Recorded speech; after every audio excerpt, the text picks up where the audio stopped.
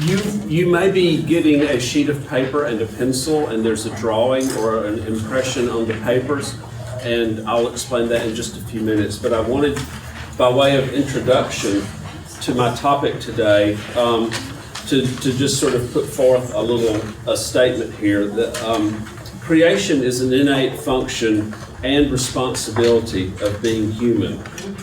What we make and build is both our world and how we see our world, both representation and vehicle. In my case, architecture and art are forms of self-expression and knowledge. Knowledge includes history, real or imagined, so precedent is inextricably linked to creativity, or so I think. We start out here with a slide. I'm going to talk about some ideas about geometry and mapping and depicting place. And this is just some studies, street study and aerial study of a street in Rome intersection where San Carlo Borromini's famous little church is. And so that was part of a drawing exercise with some students. And I'll sort of touch upon that later. So, there are going to be three things I'm going to kind of refer to today. I'd just like you to consider these things. One is that of Sebastiano Serlio's 5 books on architecture, the first book was entirely devoted to geometry and to understanding the principles of describing physical objects with lines and mathematical relationships. The other thing will be perspective, and not really a discussion of ancient perspective, but just the notion that the ancients realized of parallel lines receding through distance. And I think many of you may know that early perspective was not refined very much, and it was probably the Renaissance and Alberti and was it Bramante? Maybe? Brunelleschi, thank you, yes, who sort of finally codified that. And lastly, there's an idea at work for your consideration of not romanticism and reason, but romanticism with reason. I think most of you know this man, and probably very familiar with his Carcieri works, which were engravings, but first they were sketches, and I never really know if he did them backwards or not, or his crew, but that'll be an interesting thing to know. I think they actually did have to do it backwards. This is what's on the sheet of paper some of you may have, and I have, for your benefit, put some general lines of perspective on here, vanishing lines that go to vanishing points. The red ones can go to a point on your paper. The blue ones will probably be 5 people away from your right. In the example I had in the gallery, it's about 6.5 feet away from the drawing. So, but the idea here is that I think we understand drawing to pull forth toward all that is a way to kind of depict what is seen. It's also a way to pull something out of what we see. And this is an exercise that I have given before to students, and I've practiced myself several times, in that the idea is to extend the Carcieri into not the negative space, but the space surrounding it, and to continue working on the drawing. So if you're just totally bored with what I have to say from now on, you at least have something to do. But I think this is a valuable exercise if you sort of have the lineaments and understand that you're probably not going to be able, you're going to have to assume a vanishing point somewhere in here on your paper. These were not done, as a perspective exercise so much as they were done as a kind of exercise in drama, light, shade, tone, and materiality. But going back to why I would do this with students, it gives a great idea of how to understand material, perspective, space, size, and that sort of thing. So you're not exactly copying something, but you're sort of using something as a reference as you make your own thing into this. So I encourage you to do that, if you will. Okay, I'm going to sit down.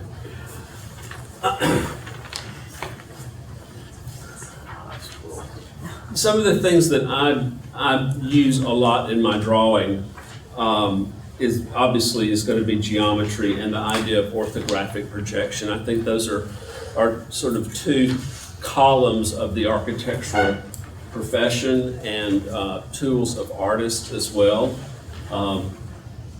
They are pretty critical in describing forms and objects so that their real presence, or what I see and what we see, can actually be transferred into another dimension, into another state. These tools I also use to kind of analyze and imagine what is not visible by knowing how a geometric solid is made. It's something that I can sort of position onto something I see far above me. I can then kind of see that now below. I can now put myself above it, and I'll sort of show what that's like. Did you do that? I did not do those. I wish I had. I found them. Does that count? Yeah, you might. But you could do it easily. Yeah. But I mean, they've been done. I'd just be copying. But I think you might need to get your wheels on there. Anyway, but for me, these ideas of orthographic projection and geometry principles they are a lot of the tools in the framework of me assembling drawings. The idea of the reason and with romanticism with reason, I want to use a probably well-known but maybe not terribly well-known artist, Joseph Gandy, who worked in the late 18th and early 19th centuries. He was John Soane's principal illustrator for his projects. His work was prolific, and this is John Soane's famous project, The Bank of England.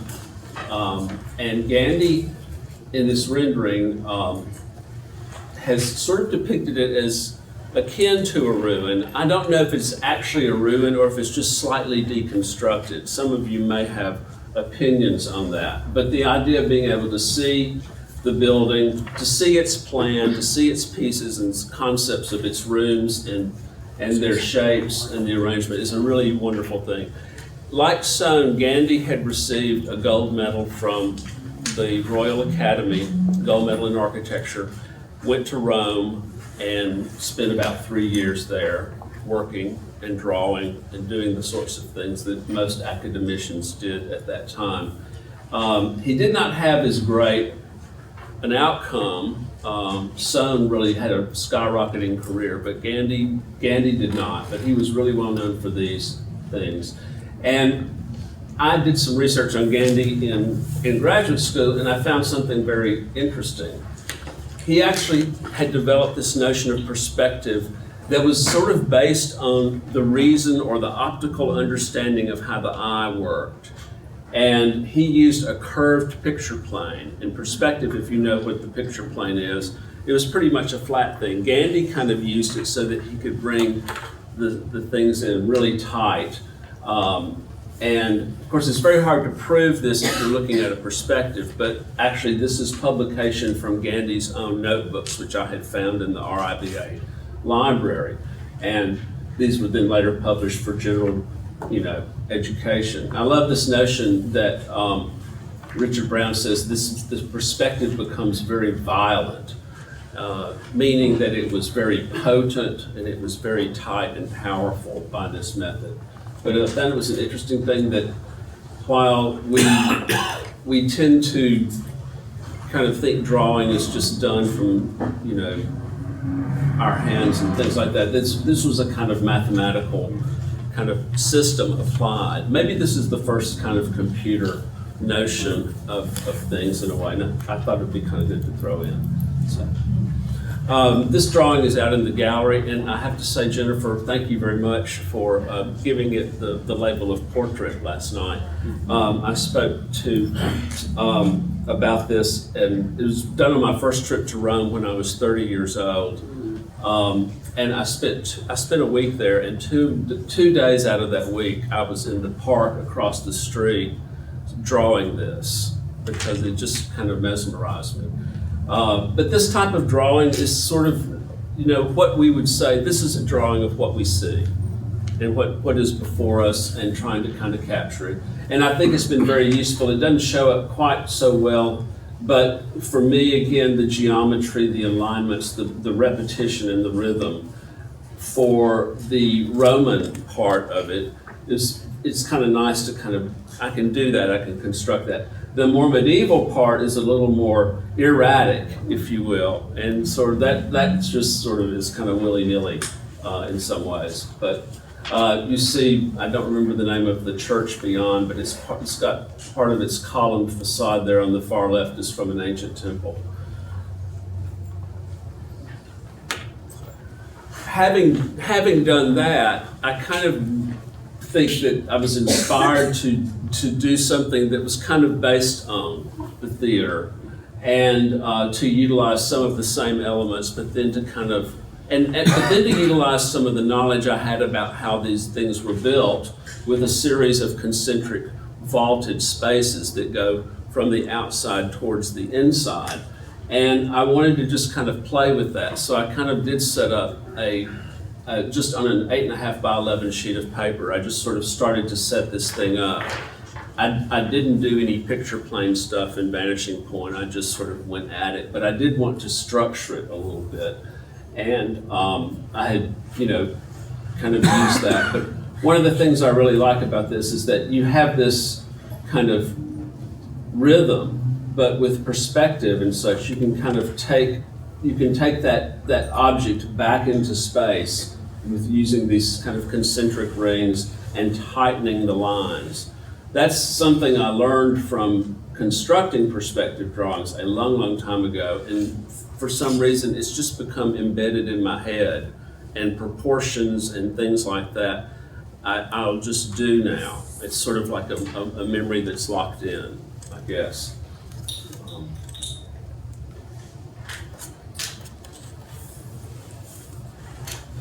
Some years ago, I was doing a sabbatical from Auburn University, and I had some friends at Eton College who asked me to come over and sort of be their first visiting artist. And I did that cheerfully, not realizing at the time I would be going from teaching university students their most important class to teaching 13-year-old boys their least important class, even less important than Greek and Latin. So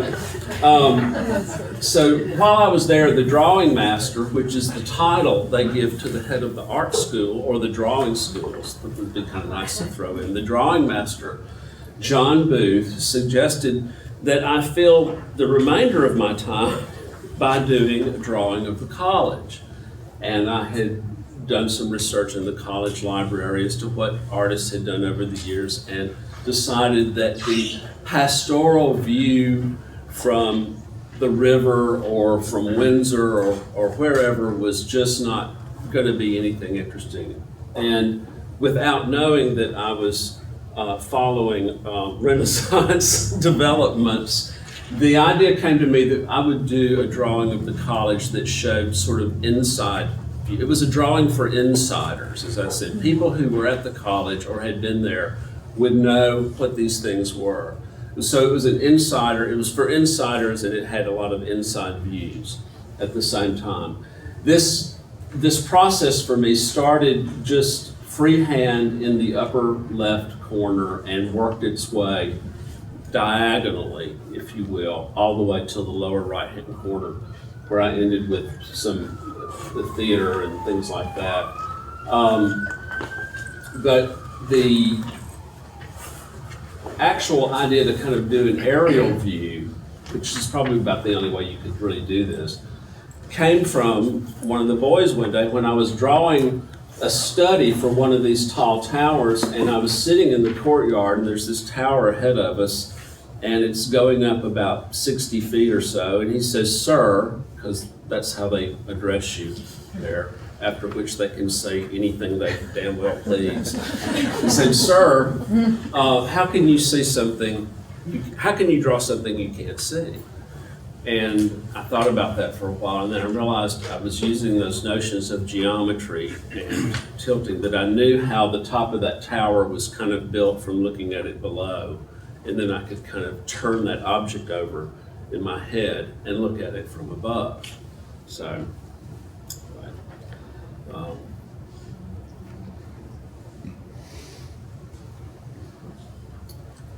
we did some mapping exercises with the boys at that time, and we talked about mapping not so much as just making a directional path, but a mapping as a way to describe an environment. You're drawing a map. You're not so much making a map, but you're drawing an understanding of where you are. And I talked to them about the medieval maps, which really were about giving landmarks, not so much just a path, but really a literal path or a kind of simulacrum of the path in reality, but actually sort of a series of landmarks that one would encounter going from one place to another.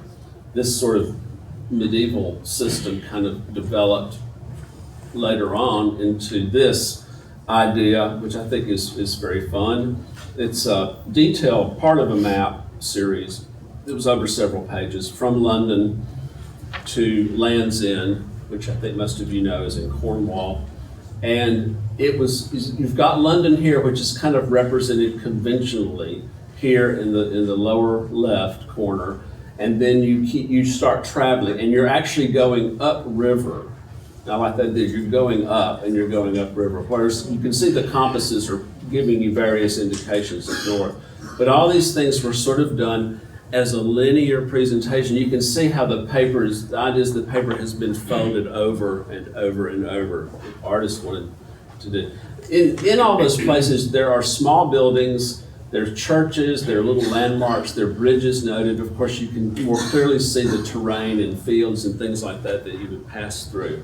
But I thought it was a really interesting kind of continuation of that medieval idea of landmarks as you travel.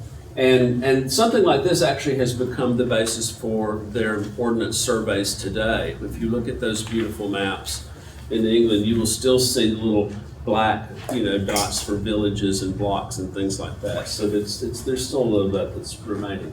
But the idea of traveling and describing things along the way in a more colorful fashion, I suppose, is really kind of what I think the mapping exercises are about. This is Rome. I'm going to show a lot of stuff from Rome.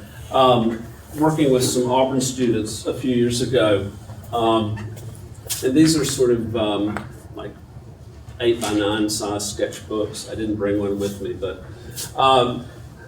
over here in the upper left is the piazza in front of Santa Maria in Trastevere, which is the plan of the church is here, and the off-center fountain is there. And the piazza was kind of just shaped, in proportion as a rectangle. And various building facades were done off of the very sides so that it's both plan and kind of elevation study of the place. And then the path we took, just drawing, would lead us eventually over to a church called San Francesco a Ripa. But along the way, there would be this church facade here, and then some plan indications of the loggia on this building. Then this is a perspective view of the street as you're looking that way. And then coming to an intersection where there's actually a church kind of set back. And then I sort of projected its facade here.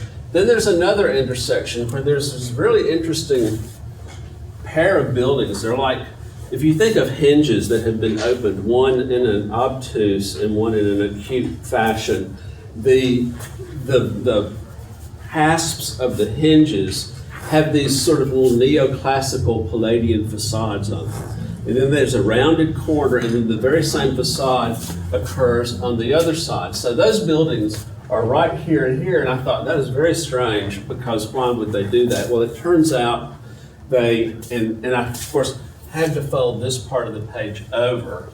So that has happened here. So this is, you'll see this again. There are the buildings. And there's this sort of neoclassical building a couple of blocks away.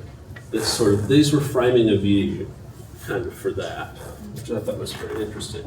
Anyway, traveling along, looking back, so that perspective's kind of looking that way, and ending up in the piazza in front of the church, plan of the church, altar, facade of the church, taken directly off of that. You can see the piazza arrangement. And then I kind of did a quick little study of the altar, which of course in many churches here are their own bits of architecture and building. So that my understanding of this part of Trastevere is depicted is not just walking from one spot to another, but all these sort of bits of theater and incidences along the way that are very charming. So, you know, I turned a 10-minute walk into a 3-hour, exercise, I guess.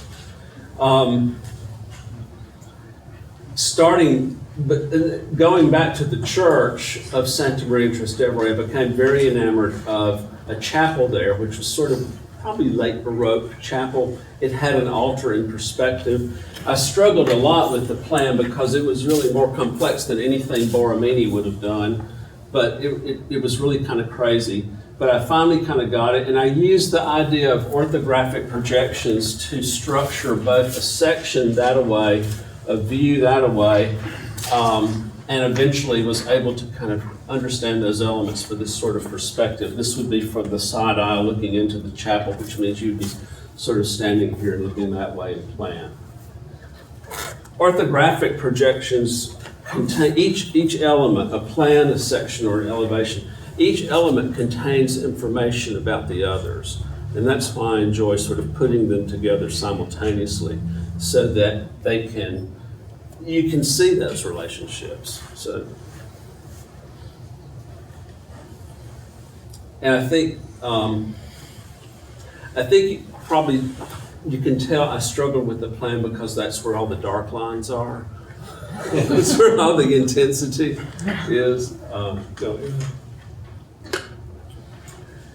At the other end of the journey, I had done that quick little sketch of the altar. I opened my sketchbook a bit larger to do a full kind of view of the crossing of the church with the altar in it, a little bit of a plan down there at the bottom. These are all parts and pieces that describe that whole thing to me.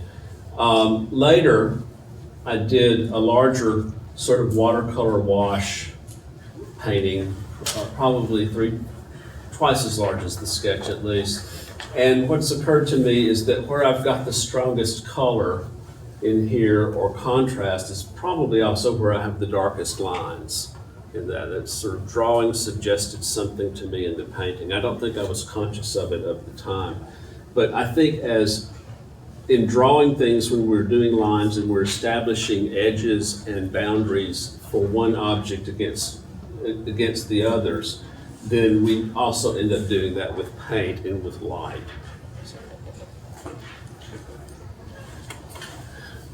This sort of goes with the very first slide, the Borromini Church of San Carlo. And I had prior knowledge of the plan, which had been sort of two equilateral triangles back to back. I think this is kind of a takeoff on a drawing of Borromini's himself. And circles and the points and the axes for all sort of side niches and doorways and things like that. Again, that was a structure with information. There was so much sort of mystical and symbolic information here, but that helped to construct the plan, that then the plan became information for a section through the church. And then later on in doing a half plan, you can see the triangle here and the plan of the interior. Doing a half plan, and of course the part of the exterior, helped me to do half the facade and half the section in the other way as well. And I would generate details like these pair of columns, which would have occurred sort of in an area like this. They actually kind of come off the same axis, so that the detail drawing is formally related to the overall drawing, structurally.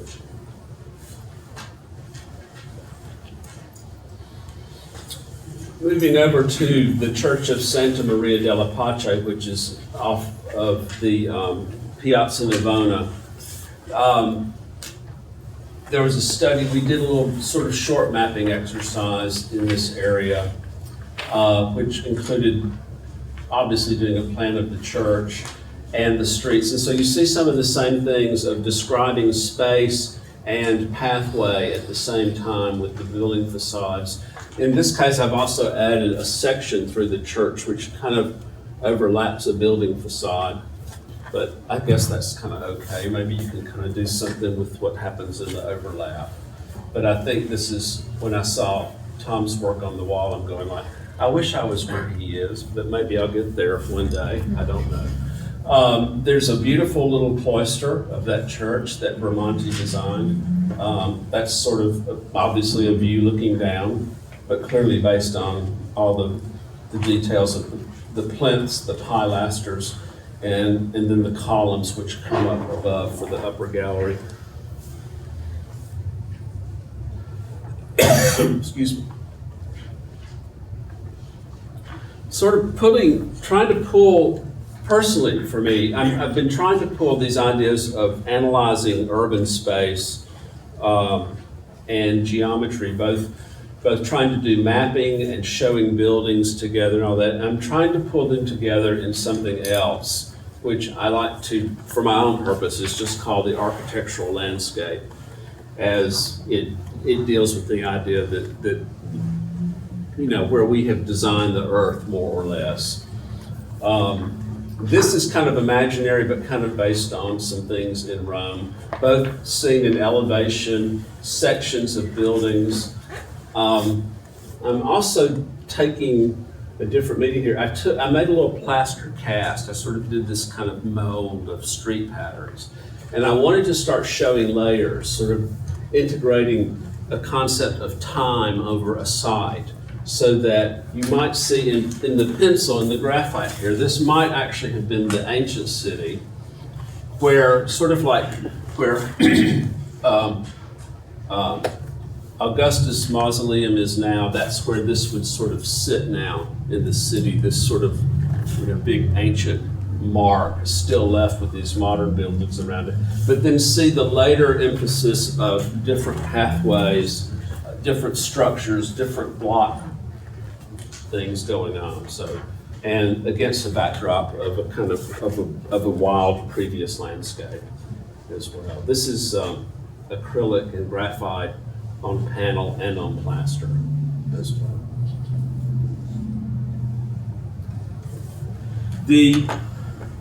Someone had said, I guess,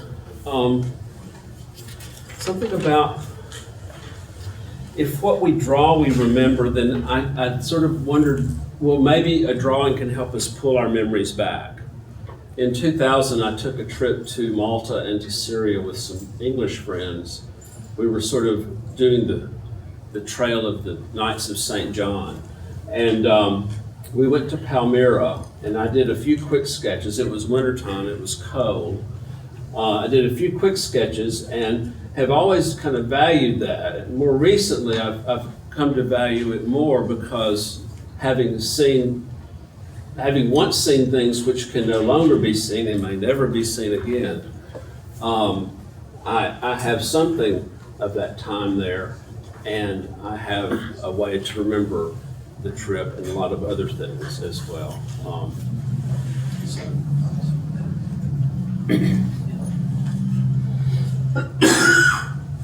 We've talked about drawing as an immediate thing.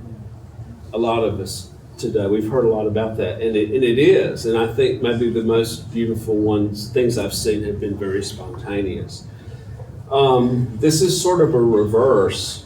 There's 4 of these out in the gallery, and they're attempts where I painted the building first. I wanted to see what I could do with color, with paint, in terms of describing aspects of architecture.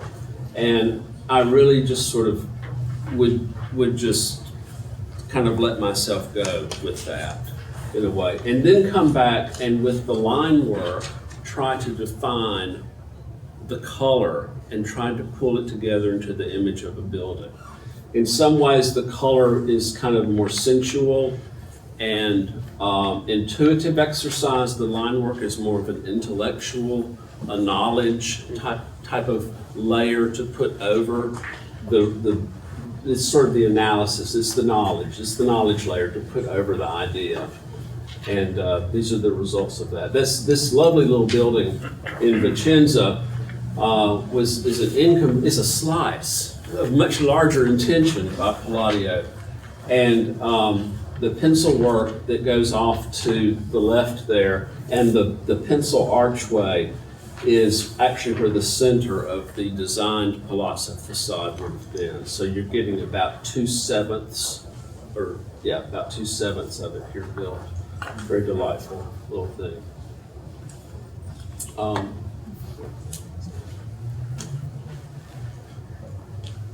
Thank you. Beautiful.